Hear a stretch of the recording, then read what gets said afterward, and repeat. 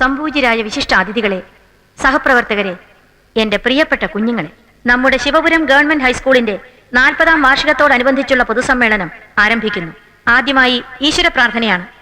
ഇന്നിവിടെ ഈശ്വര പ്രാർത്ഥന ചൊല്ലുന്നത് നിങ്ങൾ ആരും പ്രതീക്ഷിക്കാത്ത വിശിഷ്ട വ്യക്തിത്വത്തിനുടമയായ ഒരു സ്ത്രീരത്നമാണ്. അവരാരെന്നറിയുമ്പോൾ നിങ്ങൾ അത്ഭുതപ്പെട്ടു പോകും. ആ ഗാനമാധുരി അനുഭവിച്ചറിയാൻ നമുക്ക് കിട്ടിയിരിക്കുന്ന അപൂർവ സന്ദർഭമാണിത്.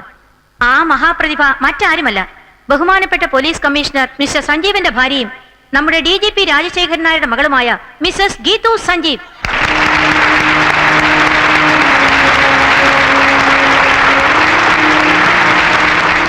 ഈശ്വര പ്രാർത്ഥനയ്ക്ക് പുറമെ ഇടയ്ക്കൊരു പാട്ടുകൂടി പാടി ഈ വേദി ധന്യമാക്കണമെന്ന് അഭ്യർത്ഥിച്ചുകൊണ്ട് മിസ്സസ് ഗീതുവിനെ ക്ഷണിച്ചുകൊള്ളുന്നു. അവര് ക്ഷണിച്ചല്ലേ, ധൈര്യമായിട്ട് നാണം കൊണ്ടാ. ഇതിൽ നാണിക്കാൻ എന്തിരിക്കുന്നു? Come on please. ചെല്ല്.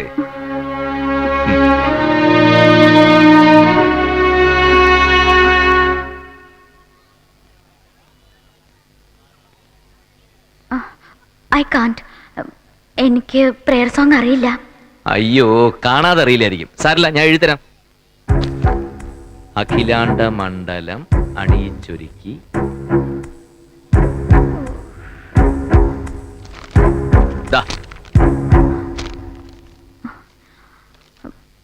സോറി, എനിക്ക് മലയാളം എഴുതാനും വായിക്കാനും അറിയില്ല.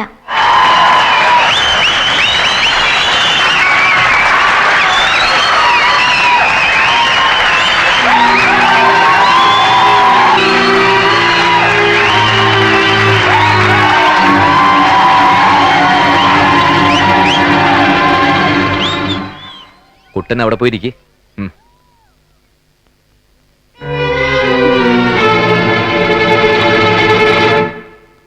ബഹുമാന്യരെ, കൊച്ചനുജന്മാരെ, അനുജത്തിമാരെ, മലയാള ഭാഷ എഴുതാനും വായിക്കാനും അറിയില്ല എന്ന് പറയുന്നത് അന്തസ്സിന്റെയും പൊങ്ങച്ചത്തിന്റെയും ഭാഗമായി മാറിയിരിക്കുന്ന ഒരു കാലമാണിത്. തന്റെ കുട്ടിക്ക് മലയാളത്തിന് മാത്രം മാർക്ക് കുറവാണെന്ന് അഭിമാനത്തോടെ പറയുന്ന രക്ഷകർത്താക്കളുടെ കാലവും. ഏത് നാട്ടിൽ പഠിച്ചാലും ഏത് മീഡിയത്തിൽ പഠിച്ചാലും അടിസ്ഥാനം മാതൃഭാഷ തന്നെയാവണം. മഹാകവി വള്ളത്തോൾ പാടിയിട്ടുണ്ട്, മറ്റുള്ള ഭാഷകൾ കേവലം ധാത്രിമാർ, മർത്തിനു പെറ്റമ്മ തൻ ഭാഷ താൻ. അത് നാം മറക്കാതിരിക്കുക.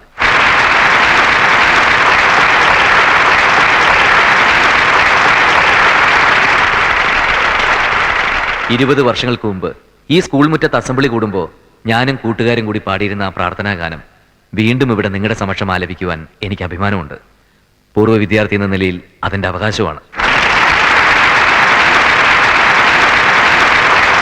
അഖിലാണ്ട മണ്ഡലമണിച്ചൊരുക്കി അതിനുള്ളിൽ ആനന്ദ ദീപം കൊളുത്തി. അഖിലാണ്ട മണ്ഡലമണിച്ചൊരുക്കി അതിനുള്ളിൽ ആനന്ദ ദീപം കൊളുത്തി. പരമാണു പൊരുളിലും സ്ഫുരണമായി മിന്നും പരമപ്രകാശമേ ശരണം നീ നിത്യം. പരമാണു പൊരുളിലും സ്ഫുരണമായി മിന്നും പരമപ്രകാശമേ ശരണം നീ നിത്യം.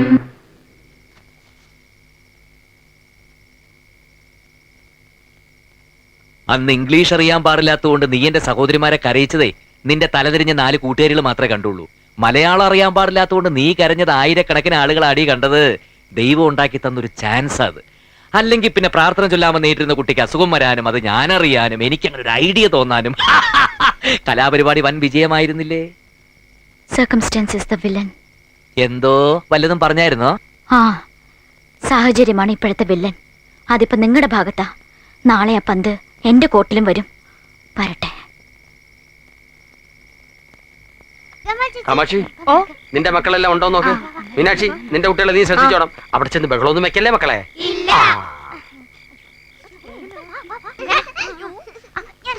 അയ്യോ, സാവിത്രി സമയായി. എന്താ ചേച്ചി, ഇന്നല്ലേ സാറും മാഡവുമായിട്ടുള്ള മനം പോലെ മംഗല്യം പരിപാടി? ഓ, ഞങ്ങളത് മറന്നു. അച്ഛാ, ഏട്ടനും എടുത്തുള്ള TV പ്രോഗ്രാം. ഏട്ടാ, മരം പോലെ മംഗല്യം പരിപാടി തുടങ്ങാൻ പോവാ.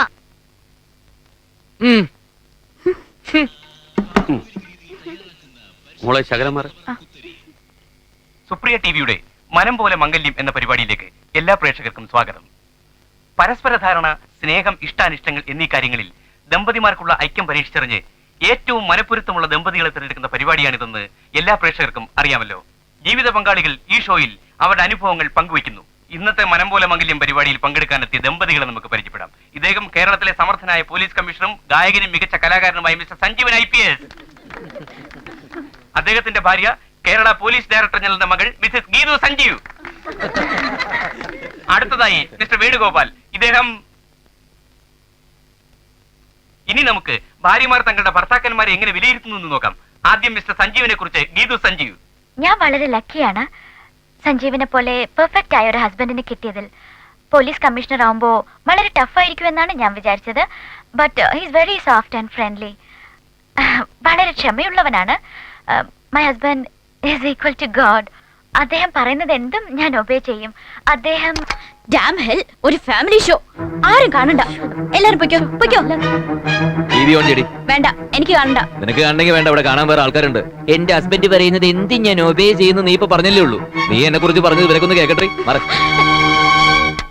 പരസ്പര ധാരണ, അണ്ടർസ്റ്റാൻഡിംഗ് ആണ് ഞങ്ങളുടെ ലൈഫിന്റെ സക്സസ്. ഞാൻ പറയുന്നത് സഞ്ജുവും സഞ്ജു പറയുന്നത് ഞാനും മനസ്സിലാക്കി പൂർണ്ണമായും സഹകരിക്കും. സഞ്ജുവിന്റെ വീട്ടിലെ അന്തരീക്ഷവുമായി എനിക്ക് പെട്ടെന്ന് തന്നെ ഇണങ്ങിച്ചേരാൻ.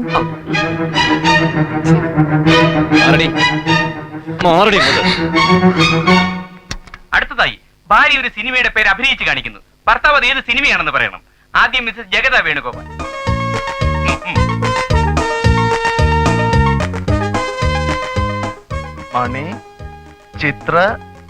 മണിച്ചിത്ര താഴ്.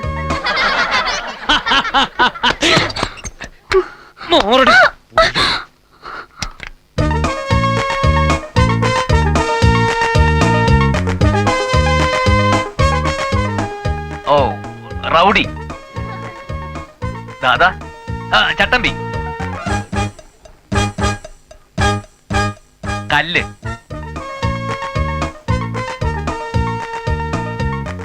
ആണി. ചട്ടമ്പി കല്ല് ആണി. ചട്ടമ്പി ചട്ടമ്പി ചട്ടമ്പി കല്യാണി. എനിക്ക് ആലോചിക്കേണ്ടി വന്നില്ലടേ. DGP വളർത്തിയ അൽസേഷൻ നായാന്ന് എനിക്ക് പറയാൻ തോന്നിയത്. TV കാണണ്ടെന്ന് പറഞ്ഞപ്പോ മര്യാദക്ക് അവിടെ ഇരുന്ന് കണ്ടോണം. എനിക്ക് TV ഓഫ് ചെയ്യണം. Sanju, I'll become mad. You come,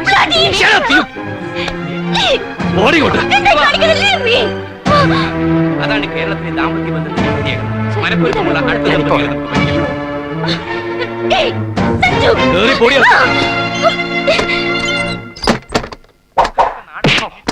പരസ്പരം മനസ്സിലാക്കാതിരിക്കലാണ് പലപ്പോഴും ദാമ്പത്യത്തിന്റെ ഏറ്റവും വലിയ കീറാമുട്ടി. അയലത്ത് സുന്ദരനായ ഒരു ചെറുപ്പക്കാരൻ വന്ന് താമസം ആരംഭിച്ചാൽ വെറും സംശയത്തിന് പേര് ഭാര്യ കിടപ്പ് മുന്നിട്ട് പൂട്ടിയിട്ട് ഓഫീസിൽ പോകുന്ന ഭർത്താക്കന്മാരുണ്ട്.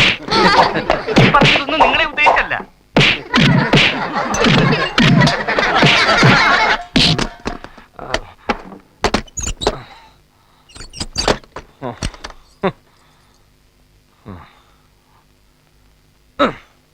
എന്ത് പറ്റി സാർ? എന്റെ അടിയൊക്കെ അവള് തടഞ്ഞു കളഞ്ഞു. ഓഹോ. അവള് കറാട്ടെ ബ്ലാക്ക് ബെൽറ്റ്. മാഡം സാറിനിട്ട് ചാർത്തിയോ? സാർ സത്യത്തിൽ അവിടെ എന്താണ് സംഭവിച്ചത്? അത് ഞാൻ എന്നോട് പറഞ്ഞില്ലേ? ഒന്ന് വ്യക്തമാക്കി തരൂ. ഇപ്പൊ മനസ്സിലായോ? ഇതാണ് സംഭവിച്ചത്. ഒരു മേലുദ്യോഗസ്ഥന്റെ പേഴ്സണൽ അഫയേഴ്സിൽ കീഴുദ്യോഗസ്ഥൻ ഇടപെടണ്ട. അണ്ടർസ്റ്റാൻഡ്? സാർ ഈ കഥകൾ തുറക്കുന്നുണ്ടോ? തുറന്നില്ലെങ്കിൽ ഞാനിത് ചവിട്ടി പൊളിക്കും. ചവിട്ടി പൊളിച്ചാ നിന്റെ പല്ല് 32 ഞാൻ അടിച്ച് തെറിപ്പിക്കും. കഥകൾ തുറക്കാനാ പറഞ്ഞത്. ഇല്ലടി, നീ ഇതിനകത്ത് കിടന്ന് ഇഞ്ചിഞ്ചായിട്ട് ചക്രശ്വാസം വലിച്ച് ഒടുങ്ങ്. ഞാൻ ഡാഡിയെ വിളിച്ചറിയിക്കും. നിന്റെ ഡാഡിയുടെ തല. അത്രക്കായോ? എന്നെ അടിച്ച് പൊളിക്കും ഞാൻ. എങ്കിൽ നിന്റെ കൈ ഞാൻ വെട്ടും. അങ്ങനെ ഇന്നത്തെ മത്സരങ്ങളെല്ലാം അവസാനിച്ചിരിക്കുകയാണ്. സ്നേഹം, പരസ്പരധാരണ, ഐക്യം എന്നീ രംഗങ്ങളിൽ ഒന്നാം സ്ഥാനത്തെത്തിയത് മിസ്റ്റർ സഞ്ജീവൻ, മിസസ് സഞ്ജീവൻ. അവർക്കുള്ള സുപ്രിയ ടിവിയുടെ ഉപകാരം ഇപ്പോൾ നൽകുന്നു.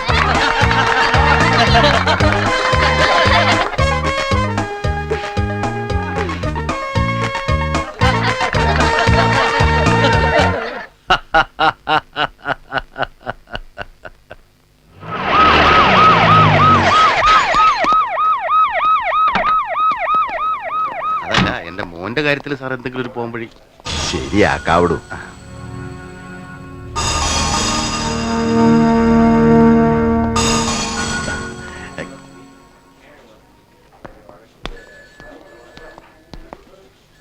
ആ എടോ, തന്റെ ശ്രീമതി എന്തൊക്കെയോ വിളിച്ചു പറഞ്ഞിട്ടുണ്ട്. അത് ചോദിക്കാനാ സാർ തന്നെ വിളിപ്പിച്ചത്. ആ ചൂട് ദാസപ്പനും എത്തിയിട്ടുണ്ട്. വേണ്ട രീതിയിൽ കൈകാര്യം ചെയ്തോണം. ഓക്കെ. വാ. അയാളെ കാസർകോട്ടേക്ക് സ്ഥലം മാറ്റണം. ഗീതുമോള് വീട്ടിൽ വന്ന് കുറെ കാലം സ്വസ്ഥമായിട്ട് കഴിയട്ടെ. അല്ലെങ്കിൽ വിവാഹമോചനം. രണ്ടിലൊന്നിന്ന് സൂര്യാസ്തമിക്കുന്നതിന് മുമ്പ്.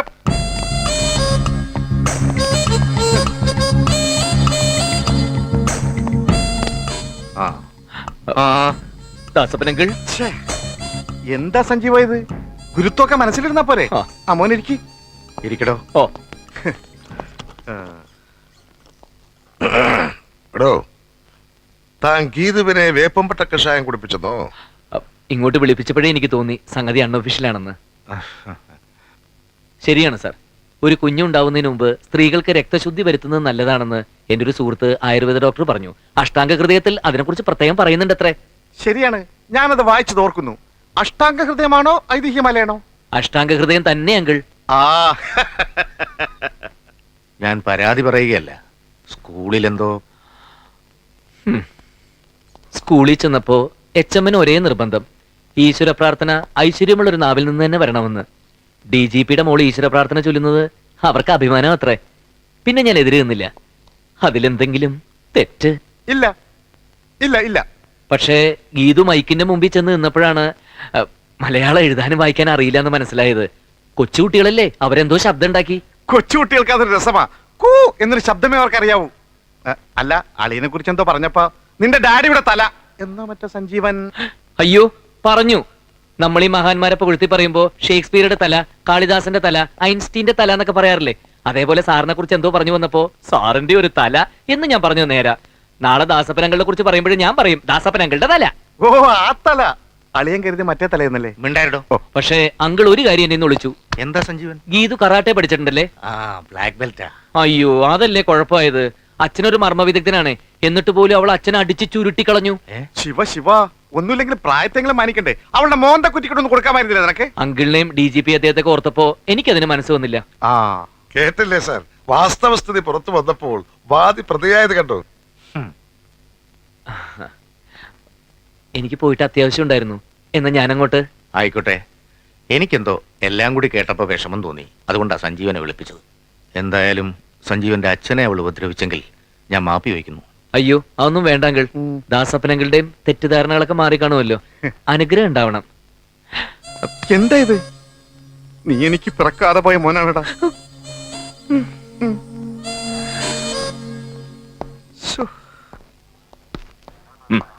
ഞാൻ പറഞ്ഞതൊക്കെ DGP ഞങ്ങൾ വിശ്വസിച്ചു കാണുമല്ലോ. ആ, വിശ്വസിച്ച മട്ടാ കാണുന്നേ. താൻ ആ പുളുന്ന ദാസപ്പനെ വരെ ഒതുക്കി കളഞ്ഞില്ലേ? എടോ, തന്റെ ഭാര്യയുടെ ചില രീതികളെ പറ്റി കേൾക്കുമ്പോ സരസകവി മൂലൂരിന്റെ രണ്ടുപേരെ കവിതകളായിരിക്കും ഓർമ്മ വരുന്നേ. ആണല്ല പെണ്ണല്ല, അടിപൊളി വേഷം. ഇത് മൂലൂർ എഴുതിയൊന്നും അല്ല സാർ. തനിക്ക് എങ്ങനെ അറിയാം? അടിപൊളി എന്നുള്ള വാക്ക് ഇപ്പോഴത്തെ ചെത്ത് പിള്ളേര് കൊണ്ടുവന്ന മൂലൂരിന്റെ കാലത്ത് അതൊന്നും ഉണ്ടായിരുന്നില്ല. സത്യത്തിലെ കവിത എഴുതിയത് ആരാണ് സാർ? താൻ ഇടുക്കുള്ള ഇട്ടൂപ്പ് എന്ന് കേട്ടിട്ടുണ്ടോ?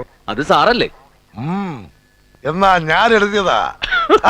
അതേടോ, മുമ്പ് ഞാൻ പാടിയിട്ടുള്ള സകല കവിതകളും എന്റെ വരികൾ തന്നെ. ആശാനെന്നോ കുട്ടമത്തോ എന്നൊക്കെ പറഞ്ഞാലല്ലേ താനൊക്കെ ശ്രദ്ധിക്കൂ. സാർ ആള് കൊള്ളാമല്ലോ. മഹാകവി ഇടുക്കുള്ള ഇട്ടു.